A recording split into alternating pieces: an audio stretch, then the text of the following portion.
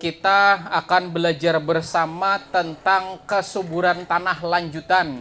Ketika pian-pian di sini menemukan ada lahan yang tanamannya tumbuh dengan subur luar biasa, tapi ada lahan-lahan yang pertumbuhan tanamannya gitu-gitu aja bahkan kerdil.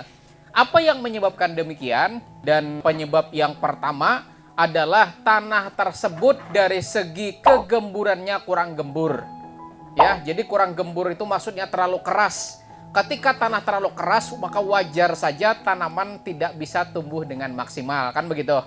Nah, kemudian setelah tanah terlalu keras, yang nomor dua juga ternyata unsur hara di tanah kurang. Maksudnya kurang di sini, ada tanah-tanah yang secara unsur hara, baik nitrogen, fosfor, dan juga kaliumnya tinggi.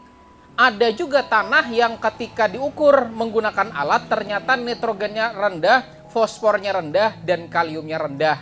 Maka ketika tanahnya kondisi nitrogen, fosfor, dan juga kaliumnya rendah, maka wajar saja tanaman tidak dapat makan, tanaman tidak mendapatkan unsur hara. Dan percaya tidak percaya, kami sudah membuktikan sendiri bahwa tanaman yang tumbuh dengan subur luar biasa, tanaman yang pertumbuhannya melesat luar biasa, ternyata memiliki kandungan unsur hara yang sangat tinggi. Nah, nanti pian-pian setelah ini akan saya kasih lihat, nih loh tanah yang memiliki kandungan unsur hara tinggi, ini loh tanah yang unsur haranya rendah, bagaimana pertumbuhan tanamannya. Jadi ketika tanah itu mengandung unsur hara yang tinggi, maka tanaman juga langsung bisa menyerap mineral-mineral di dalam airnya. Jadi ketika tanaman menyerap mineral tanah, baik itu nitrogen, fosfor, dan juga kalium, nutrisinya terpenuhi, makanya pertumbuhannya jadi besar-besar, sehat-sehat, produksinya juga pasti bakalan maksimal. Nah, dan faktanya lagi bapak-bapak semuanya, bukan cuma berbeda lahan, kesuburannya berbeda, tidak. Dalam satu area, kesuburan juga beda. Bukan cuma oleh lahan si A subur, lahan si B tidak. Bahkan lahan si A sendiri saja itu bisa jadi kesuburannya berbeda. Jadi ketika tanah ternyata unsur haranya kurang, maka wajar saja tanaman pertumbuhannya tidak maksimal. Nah, kemudian juga penyebab tanah kerdil yang selanjutnya adalah pH tanahnya rendah. pH, potential of hydrogen, itu maksudnya seberapa asamkah tanah pertanian kita. Ketika tanah pertanian kita tuh asam, walaupun pupuknya banyak, pupuk kandungan nutrisinya banyak, tapi tanahnya asam, serapannya tidak maksimal. Jadi pH yang paling bagus untuk tanaman budidaya rata-rata di angka 6 ke atas sampai dengan 7. Paling ideal itu 6,5 sampai dengan 7. Maka cek juga pH-nya. Jadi pH yang tidak maksimal juga bisa jadi penyebab tanaman tumbuhnya kerdil. Kemudian setelah pH tanah, ternyata ini juga yang jarang banget orang ketahui apa? Ternyata yang menyebabkan tanaman kerdil pertumbuhannya gitu-gitu aja walaupun sudah dipupuk banyak adalah tanahnya panas. Iya, tanahnya panas. Jadi ketika tanahnya terlalu panas, maka akarnya serapannya jadi tidak maksimal, akarnya stres. Jadi suhu tanah mempengaruhi. Kami pernah juga mengecek ya, kandungan unsur haranya tinggi. Tetapi kenapa pertumbuhannya tidak maksimal? Ternyata tanahnya sampai 38 derajat Celcius. 38 sangat-sangat panas. Nah kan begitu, artinya karena sangat-sangat panas, makannya jadi tidak maksimal. Lalu tanya ke pian-pian kalau lagi makan di rumah, ya kan? Kemudian cuacanya panas luar biasa. Nah kipas angin tidak ada, apa yang terjadi? Enak nggak makan? Enggak enak, nggak kan begitu. Tanaman juga sama. Jadi tanah yang terlalu panas juga salah satu penyebab tanaman kita kerdil. Jadi ketika kita ukur dulu menggunakan alat, ternyata tanahnya terlalu panas, maka perlakuan yang kita berikan adalah pemberian mulsa. Mulsa seperti apa? Padahal tanahnya sudah bermulsa, tapi masih panas. Ternyata lubangnya pun bisa kemasukan sinar matahari. Maka lubangnya itu kemudian kita sarankan menambahkan mulsa-mulsa jerami atau mulsa-mulsa kompos, maka terjadi penurunan suhu tanah yang sangat signifikan. Yang sebelumnya 38, kemudian kita beri perlakuan, kemudian 2-3 jam kemudian suhunya turun menjadi 34 derajat Celcius. Penyebab panas itu ya selain dari lubang lubang mulsa yang bisa langsung kena sinar matahari, bisa jadi juga sirkulasi udaranya rendah. Maka saran kita juga ketika suhu terlalu panas, di bagian lubang tanamnya bisa kita kasih mulsa rumput, kemudian di tengah-tengah kita kasih sobekan sedikit. Supaya apa? Supaya ada sirkulasi udara. Udara di luar bisa nguap. Prinsip udara itu ya dia akan menguap naik, betul tidak? Makanya pian pernah kada di sini nyentuh pelapon. kan rumah kita, ya kan rumah, di atas pelafon ya tidak? Nah, menurut Anda suhu lantai dengan suhu pelafon panas mana? Kenapa? Nah, kan karena sifat panas itu kan naik ke pelafon, tertahan di pelafon, makanya di pelafon itu panas. Jadi kayak gitu, sifat suhu panas itu dia pasti naik ke bagian atas. Nah, jadi sama juga dengan mulsa. Mulsa itu sebetulnya dia itu pengen mengeluarkan gas panas, uap panasnya. Tapi karena tertutup tidak ada sirkulasi udara, apa yang terjadi? Maka suhu panas keluar lewat lubang tanam. Iya tidak? Nah, suhu panas keluar lewat lubang tanam, maka yang terjadi tanaman kita yang di atasnya kena uap panas. Maka selain di lubang tanamnya kita berikan mulsa-mulsa tadi, kan yang kedua juga di bagian tengah boleh kita kasih sobekan kecil atau lubang-lubang kecil supaya juga membuka sirkulasi udara agar tanah tidak terlalu panas.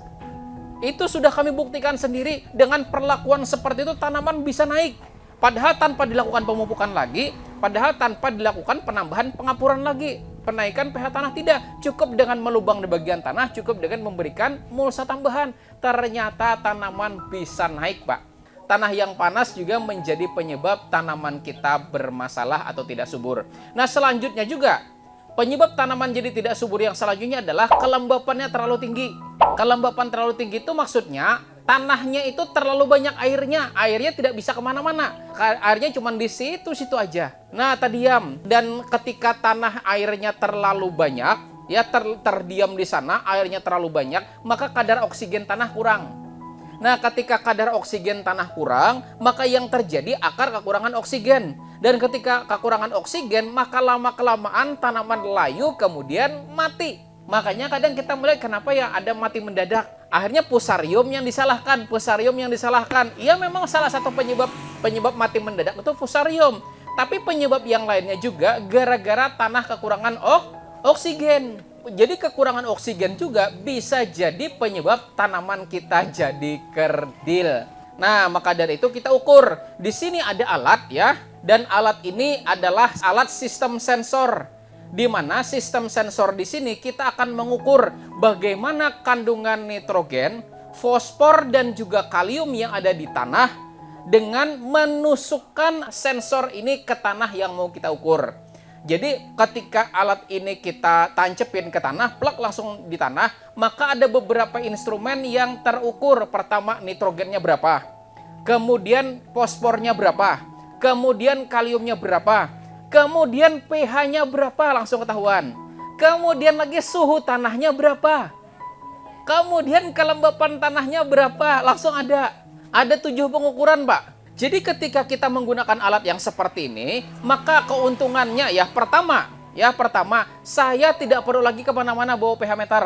Dulu kan ada pH meter saya mereknya Takimura yang besi. Karena pian-pian dan juga di daerah Labung Anak pakai terus. Yang jadi masalah karena orangnya terlalu banyak, akhirnya alat tersebut saya pinjamkan, plak langsung pinjamkan, tahu-tahu besoknya rusak. Nah, tetapi kan kalau kita menggunakan pH meter yang diukur cuma pH aja ya tidak? Nah, kalau ini selain dari pH tanah, kita juga bisa mengukur berapa nitrogen, berapa fosfornya, berapa kaliumnya. Nah, sehingga kita bisa mengetahui, oh ternyata nitrogen kita terlalu kecil, oh fosfor kita terlalu kecil, oh kalium kita terlalu kecil. Nah, keuntungannya lagi dengan kita mengukur NPK tanah di sini, misalnya kita sudah tahu ternyata kalium sudah tinggi, nitrogen rendah, fosfor rendah, maka kalium nggak perlu dikasih lagi. Fokus saja nitrogen sama fosfatnya. Oh, ternyata setelah diukur nitrogen sudah tinggi, kalium sudah tinggi, ya fosfat aja lagi. Nah, misalnya pakai mereknya fosfat kah misalnya, atau pakai TSP kah misalnya, pakai SP36 kah, itu saja lagi yang difokuskan. Nggak perlu semua diberikan pemupukan, tidak. Nanti malah berlebihan. Masih ingat tidak materi kita minggu kemarin? Kalau nitrogen berlebihan, maka serapan kalium kurang, ya kan antagonisnya. Jadi nitrogen berlebihan, kalium kurang. Dia pengen terus saja tumbuh, kan begitu? Tumbuh aja, akhirnya masa pembuahannya terhenti. Makanya kadang kita ngelihat bunga mangga sudah berbunga, tiba-tiba karena hujan kemudian menghitam, ada. Nah, itu terjadi karena nitrogen yang berlebihan diserap tanaman sehingga kaliumnya jadi terlemahkan. Nah, itu. Jadi setelah kita ukur ternyata di sini nitrogennya ini sudah tinggi. Oh ternyata fosfornya sudah tinggi, oh kalium sudah tinggi. Tapi kenapa ya tanaman kita tuh masih kerdil? pH-nya juga sudah bagus, ternyata suhu tanahnya 38. Nah, ada lagi, bisa ngukur lagi. Nah, berarti masalah utama bukan masalah pupuk. Bukan masalah pupuk, bukan masalah pH. Masalah tanah kita terlalu panas. Dan kemudian lagi, oh ternyata tanaman kita sudah subur. Kemudian pH tanahnya sudah bagus. Kemudian NPK tanah juga sudah bagus. Tanah tidak terlalu panas, tapi kenapa masih kerdil? Ternyata kelembapannya tinggi, maka otomatis perakaran tanaman jadi kekurangan oksigen. Nah, itu juga. Maka dengan sekali kita melakukan pengukuran di sini, semuanya sudah kelihatan, Pak. Nah, dan ini enak banget. Dan ini juga rahasia kalau kita mau ke kebun orang. Kadang kalau kita ke kebun orang bagus kan, pertumbuhannya bagus. Selalu yang ditanya, kamu pupuknya apa, obatnya apa, ya tidak? Kan begitu, padahal bukan di sana. Rahasia itu cuma di tanah. Cuman kita tidak tahu ilmunya, tidak tahu bagaimana caranya mengorek rahasia orang. Padahal kalau kita tahu, ya misalnya, contoh nih, misalnya ya, ketika kita sudah ke kebun orang, plak langsung kita ukur. Oh ternyata punya dia nitrogennya 46. Ya kan, fosfornya 53 misalnya, kaliumnya 87. Maka otomatis kita pikirin gimana caranya supaya nitrogen punyaku sama seperti dia, fosforku sama juga seperti dia, kaliumku sama juga seperti dia. Maka otomatis paling tidak yang namanya perlakuan sudah sama, diharapkan nanti tanaman juga tumbuhnya sama juga, pertumbuhannya juga sebagus dia. Kayak gitu, bukan nanya obatnya apa, pupuknya apa. Karena bisa jadi ketika ditanya, kamu pupuknya apa, obatnya apa? Ini katanya, ya kan? Ini. Padahal ini itu masih ada ini-ininya, ya tidak? Kan begitu. Nah, jadi alat ini kita bisa bongkar rahasia tanaman orang bisa subur luar biasa itu bagaimana perlakuannya. Jadi plak langsung nanti kita ukur ke lahan tersebut, plak langsung diukur. Nitrogennya berapa, fosfornya berapa, kaliumnya berapa. Kita bandingkan dengan lahan kita. Lahan kita nitrogennya berapa, fosfornya berapa, kaliumnya berapa. Maka kalau sudah kelihatan, plak langsung kelihatan. Nitrogennya berapa, fosfornya berapa, kaliumnya berapa, pH-nya berapa. Sama kan seperti orang yang mau kita contoh. Maka kalau sudah sama, insya Allah hasil pertumbuhan tanaman juga pasti bakalan sama.